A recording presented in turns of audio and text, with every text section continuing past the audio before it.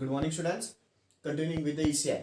ECI मध्ये बेटा आज आपल्याला पुढचा कन्सेप्ट चालू होतोय तो म्हणजे आहे थेव्हनिन्स थेरम. आधी इथे थेव्हनिन्स थेरम काय ते आपण समजून घेऊ, तो लिखा पडी घेऊ, मग त्याचे ॲडव्हान्टेज डिसएडव्हान्टेज आणि ॲप्लिकेशन्स बघू. ठीक आहे, आधी एवढा पार्ट मग इकडचं बघून घेऊ. थेव्हनिन्स थेरम काय म्हणतं बेटा की आता आपल्या कुठल्याही सर्किटमध्ये आपल्याला माहिती आहे की बाबा ॲक्टिव्ह एलिमेंट्स असतात आणि पॅसिव्ह एलिमेंट्स असतात. राईट, आपल्या सर्किटमध्ये काय काय असतात बेटा, ॲक्टिव्ह एलिमेंट्स असतात, पॅसिव्ह एलिमेंट्स असतात. त्याच्यानंतर अजून डिपेंडेंट किंवा इंडिपेंडेंट सोर्सेस पण असतात, म्हणजे सोर्सेस असतात असं लक्षात घ्या. आपल्या सर्किटमध्ये काय काय असतं बेटा, ऍक्टिव्ह पॅसिव्ह एलिमेंट्स असतात, डिपेंडेंट किंवा इंडिपेंडेंट सोर्सेस असतात. हे जे तुमचे ऍक्टिव्ह पॅसिव्ह एलिमेंट्स आहेत किंवा अनेक तुमचे डिपेंडेंट आणि इंडिपेंडेंट सोर्सेस आहेत ना बेटा, त्याला मी रिप्लेस करू शकतो. रिप्लेस करू शकतो म्हणजे त्याच्या जागी फक्त एकच मी व्होल्टेज घेईल आणि त्याच्या जागी एकच रेजिस्टन्स काढेल. ह्या कन्सेप्टला त्याने काय नाव दिले बेटा, थेव्हनिन्स थेरम. जेव्हा मी अख्खच्या अख्खं सर्किट रिप्लेस करतो. रिप्लेस कशाने केलं बेटा, एका सिंगल व्होल्टेजनी आणि एका सिंगल रेजिस्टन्सनी. त्या कन्सेप्टला काय नाव दिले बेटा, थेव्हनिन्स थेरम. आणि जेव्हा सिंगल व्होल्टेज जे कुठलंही काढतो त्याला त्याने नाव दिले थेव्हनिन्स व्होल्टेज, आणि सिंगल रेजिस्टन्स जे काही काढतो त्याला त्याने नाव दिले थेव्हनिन्स रेजिस्टन्स. ठीक आहे, फक्त तुम्हाला समजण्यासाठी आता इकडे एक लक्षात घ्या की काय खूप मोठं सर्किट असेल असं अजून करा, पण सगळ्यात शेवटी तुमची फिगर प्रत्येकाला अशीच होईल, ज्याच्यामध्ये तुम्ही एक थेव्हनिन्स व्होल्टेज काढा, थेव्हनिन्स रेजिस्टन्स काढा आणि लोड रेजिस्टन्स हा क्वेश्चन मध्ये ज्याच्यामधून मला करंट विचारलेला असतो त्याच्यासाठी हा काय असतो बेटा, लोड रेजिस्टन्स असतो. हे कदाचित आता समजायला अवघड जाईल, पण जेव्हा मी सम्स मध्ये घेईल हे तेव्हा तुमच्या लक्षात येईल. सध्या फक्त एवढं लक्षात घ्या की थेव्हनिन्स थेरम काय म्हणतो बेटा की अनेक ऍक्टिव्ह एलिमेंट्स किंवा पॅसिव्ह एलिमेंट्स किंवा डिपेंडेंट आणि इंडिपेंडेंट व्होल्टेज, डिपेंडेंट किंवा इंडिपेंडेंट सोर्सेस याला मी रिप्लेस करू शकतो एका सिंगल व्होल्टेज सोर्सने ज्याला म्हणतात थेव्हनिन्स व्होल्टेज, आणि एका सिंगल रेजिस्टन्सने ज्याला म्हणतात थेव्हनिन्स resistance.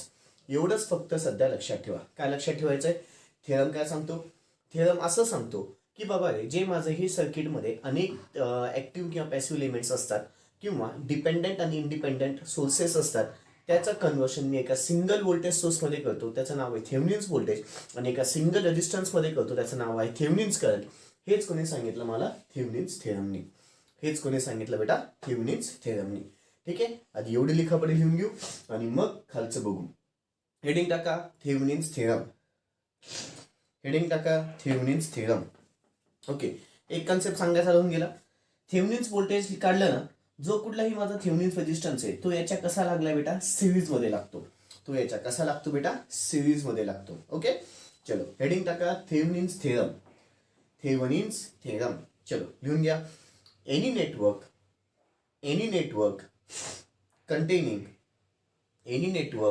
containing active or passive elements, any network containing active or passive elements, any network containing active or passive elements, any network containing active or passive elements, and also one or more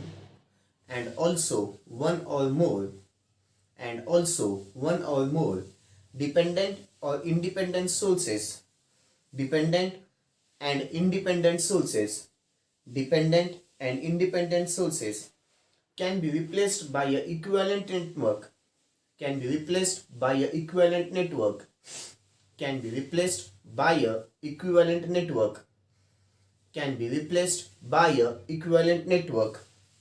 containing a single voltage source, can be replaced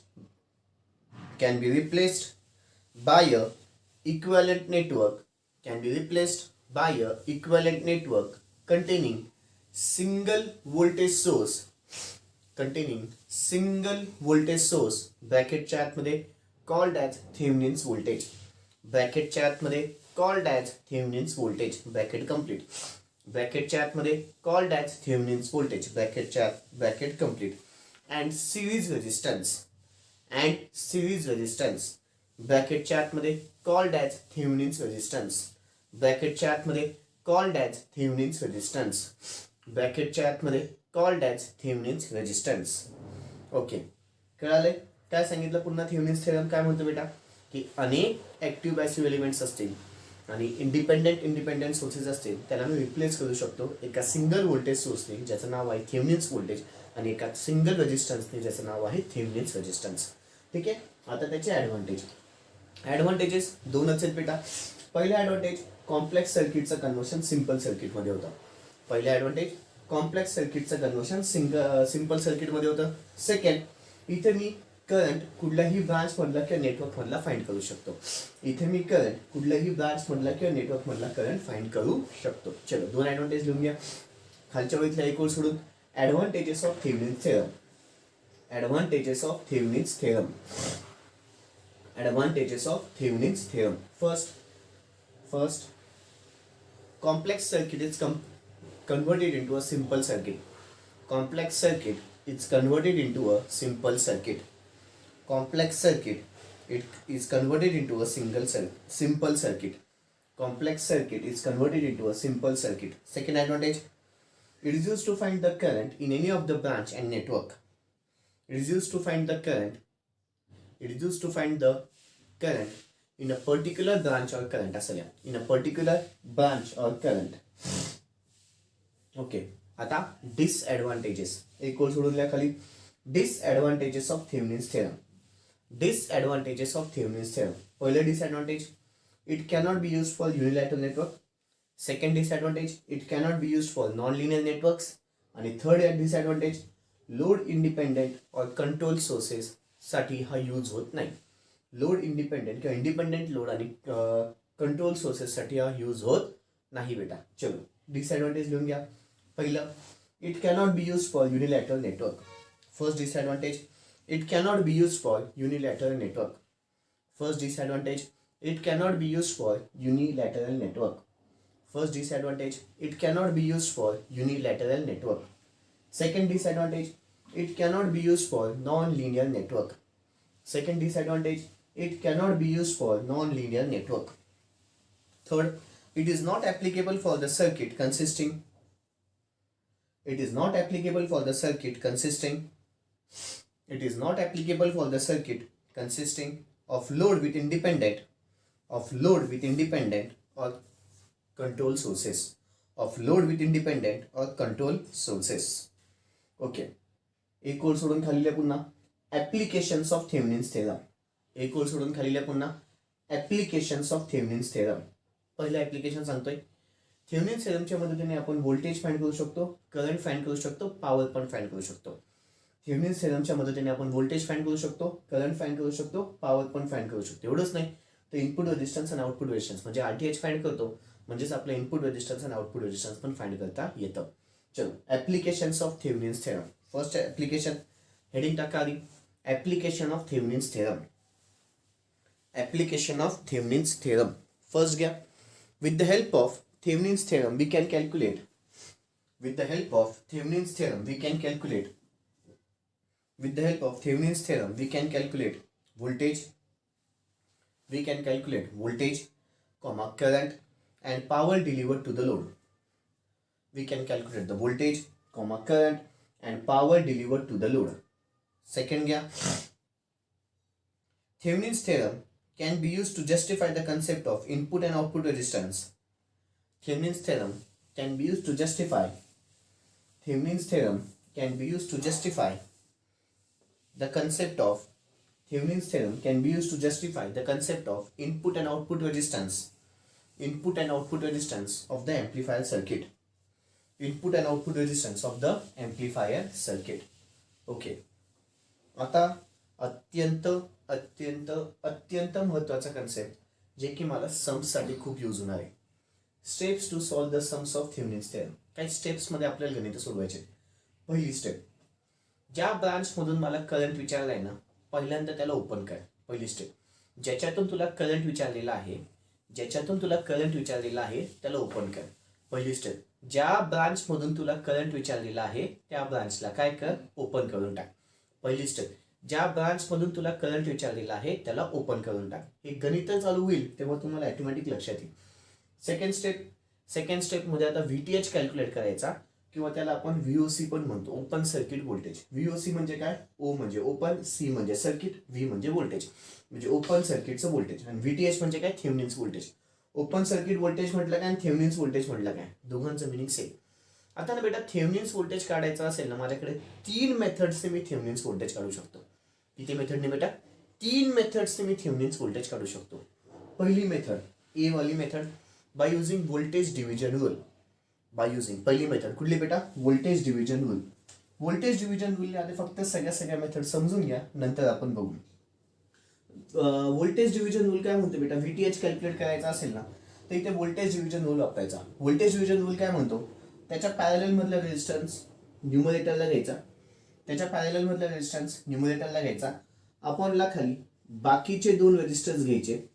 आता हा जो open आहे बेटा, म्हणजे हा R3 काहीच कामाचा नाहीये. इथे भले R3 असेल पण तो काही कामाचा नाहीये. इथे भले R3 असेल पण तो काहीच कामाचा नाहीये, का तो ओपन झालाय. ठीक आहे. मग व्हीटीएच याला आणि याच्यासाठी लागू होईल, व्हीटीएच याच्यासाठी आणि याच्यासाठी लागू होईल. ठीक आहे. R2 न्यूमरेटरला घेतला, खाली बाकीच्या दोन रेजिस्टन्सची बेरीज, त्याला गुणिले टोटल व्होल्टेज. हे झालं व्हीटीएच साठी formula wise by using voltage division rule. By using कुठला बेटा? By using voltage division rule. By using voltage division rule. कसं केलं कळालं? कसं केलं बेटा? व्होल्टेज डिव्हिजन रूलने कसं केलं? पुन्हा एकदा सांगतोय, by using voltage division rule. कसं केलं बेटा? व्होल्टेज डिव्हिजन रूलने व्हीटीएच घेतला, त्याच्या पॅरलल मधला रेजिस्टन्स, पॅरलल मधला रेजिस्टन्स कुठला आहे? R2, अपॉन खाली बाकीच्या दोन रेजिस्टर्सची बेरीज, त्याला गुणिले टोटल व्होल्टेज, त्याला गुणिले काय आलं बेटा? Total voltage. ही झाली माझी किंमत. पहिला फंडा by using voltage division rule. By using voltage division rule. Second typical method, याला मी नाव देतो. हे एकदम टिपिकल मेथड आहे. ठीक आहे. एकदम टिपिकल मेथड आहे. काय मेथड आहे ती समजून घ्या. By typical method. Typical method मध्ये बेटा, आता सपोज मला इथून करंट विचारलेला आहे 10 ओम मधून. 10 ओम मधून करंट विचारला तर पहिली स्टेप इथेच सांगितली आहे, ज्या ब्रांच मधून करंट विचारलाय त्याला ओपन कर. त्याला ओपन केलं. या ब्रांच मध्ये विचारलाय त्याला मी ओपन केलं. या ब्रांच मध्ये विचारलाय त्याला मी ओपन केलं. ओपन केल्याच्या नंतर बेटा केव्हीएल तुला दोनदा लावायची. आता काय करायचं? केव्हीएल लाव. किती वेळेस? दोनदा. आता काय कर बेटा? केव्हीएल लाव. किती वेळेस? दोनदा. केव्हीएल लाव. किती वेळेस लावायची बेटा? दोनदा. पहिल्यांदा मोठ्या लूप मध्ये, मग छोट्या लूप मध्ये. हा जो आहे हा अख्खाच्या अख्खा मोठा लूप आहे आणि हा छोटा लूप आहे. पहिल्यांदा मोठ्या लूप मध्ये केव्हीएल लावायची आणि मग छोट्या लूप मध्ये केव्हीएल लावायची, मग तुला तिथे व्हीटीएच भेटतो. ठीक आहे. जसं की आता इथून करंट आला I, सपोज इथे प्लस मायनस, पुन्हा इथे प्लस मायनस, करंट असा चाललाय. सपोज हा मोठा लूप झाला बेटा. ठीक आहे. हा मोठा लूप झाला. इथे लिहितो मी मोठा लूप आणि छोटा loop. Apply KVL in bigger loop. Apply KVL in big loop. In big loop, मोठ्या लूप मध्ये. इथे मायनस, इथं प्लस, पुन्हा इथं प्लस, इथं मायनस. आता करंट असा फिरतोय. हा मग प्लस 15 केव्हीएल माहिती आहे, मायनस 5I. ठीक आहे. पुढे आलो minus 8I minus 10 is equal to 0. बघा 15 मायनस 10 इथंच ठेवलं, हा मायनस तिकडे गेला, मायनस 5I चा प्लस I झाला आणि पुन्हा प्लस 8I झालं. 15 minus 5, sorry 15 minus 10 5, which is equal to 5 plus 8. Calci मध्ये करा. 5 प्लस 8 किती आलं बेटा? 13I. ठीक आहे. मग 5 divided by 13 is equal to I. I ची किंमत सांगा. 5 डिवायडेड बाय 13 किती आलं बेटा? 0.38. 0.38 होल 6 काय आलं? एम्पियर. ही कुठली किंमत झाली? टोटल I ची. ही कुठली किंमत झाली बेटा? Total I. एकदा का मला टोटल I भेटला की मग आता केव्हीएल इन छोटा लूप. आता काय करायचं? केव्हीएल अप्लाय करायची, पण कुठल्या लूप मध्ये? छोट्या लूप मध्ये. इकडे अप्लाय करतो. आता अप्लाय म्हणजे पहा, ही फर्स्ट स्टेप सोडवायची. ठीक आहे. ही फर्स्ट स्टेप आणि मग आता इथे सेकंड स्टेप. ठीक आहे. मग apply KVL, apply KVL in small loop. आता कुठल्या लूप मध्ये बेटा? स्मॉल लूप मध्ये केव्हीएल अप्लाय करा. स्मॉल लूप हा प्लस 15 मायनस 5I मायनस इथं किती बेटा? VTH which is equal to 0. मला VTH काढायचा, मायनस तिकडे गेलं होती प्लस.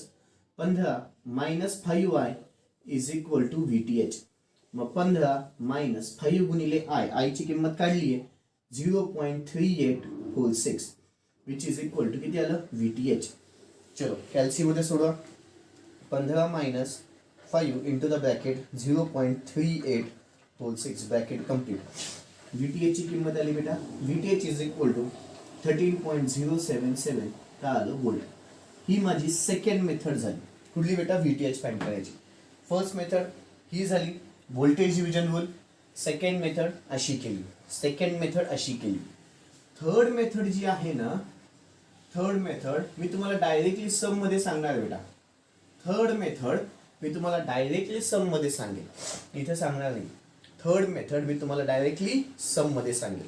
म्हणजे पहा, पहिली स्टेप काय केली, ओपन केलं ब्रांचला, ज्याच्यातून करंट विचारला त्याला ओपन केलं, ज्याच्यातून करंट विचारला त्याला ओपन केलं. सेकंड स्टेप व्हीटीएच कॅल्क्युलेट केलं, सेकंड स्टेप व्हीटीएच कॅल्क्युलेट केलं. ठीक आहे, एक तर A B C मेथडनी.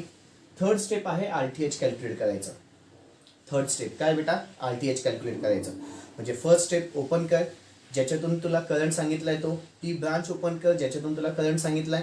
Second Vth calculate कर. थर्ड स्टेप आरटीएच कॅल्क्युलेट कर. थर्ड स्टेप काय कर, आरटीएच काढ. आरटीएच काढायला गेलं तेव्हा तुमचे बेटा सिरीज पॅरललच्या कन्सेप्टने आरटीएच काढायचा. ते पुन्हा मी सम मध्ये सांगेलच कसं काढायचा.